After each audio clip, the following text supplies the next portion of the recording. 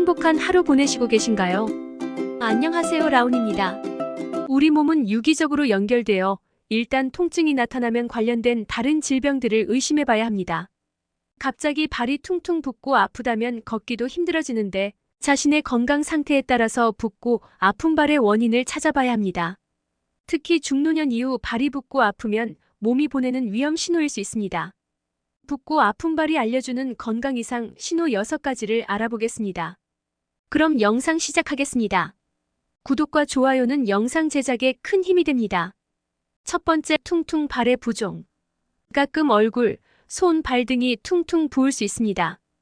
장시간 비행을 했다거나 오랫동안 서 있을 때 이런 변화를 느낄 수 있습니다. 일부 여성은 생리 때 이 같은 변화를 경험하기도 합니다. 대체로 시간이 흐르면 자연스럽게 붓기가 빠지지만 건강상 문제가 있을 때는 저절로 해결되지 않습니다. 체내 단백질이 부족하다거나 신부전, 신장질환, 간질환 등이 있을 때 부종이 나타납니다. 두 번째, 신장 기능 문제. 당뇨나 고혈압 등이 있으면 신장이 혈액에서 노폐물을 필터링하는 기능을 제대로 수행하지 못하게 됩니다. 이로 인해 혈액에 필요 이상의 나트륨이 남아있게 되고 우리 몸은 물을 붙잡고 있으려 합니다.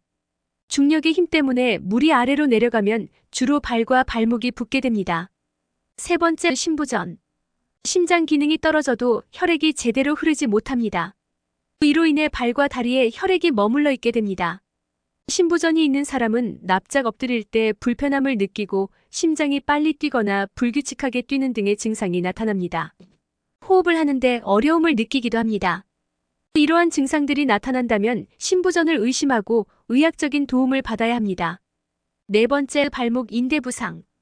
발을 헛디디거나 접질리면 인대가 손상을 입거나 뼈가 부러져 발이 부풀어 오를 수 있습니다.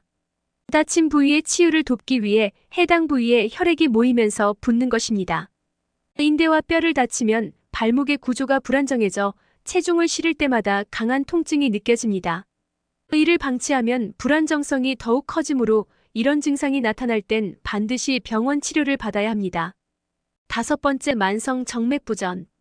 정맥의 흐름이 정상적이지 못하면 만성 정맥부전이 나타납니다.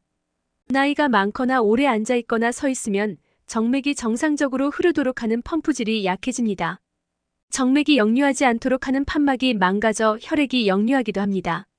심장으로 가야 할 혈액이 발과 다리에 머물면서 붓는 것입니다. 이럴 땐 생활 습관을 교정하고 수술 치료가 필요할 수도 있습니다. 여섯 번째, 임신 중독증. 임신한 여성은 체내 수분을 좀 더 보유하려는 성질이 있기 때문에 자연스럽게 발이 부풀어 오르는 증상이 나타납니다. 장시간 서 있거나 하루가 마무리되는 시점 특히 심해집니다. 이로 인해 불편함이 느껴질 수는 있으나 임신부와 태아의 건강에 특별히 해가 되는 것은 아닙니다.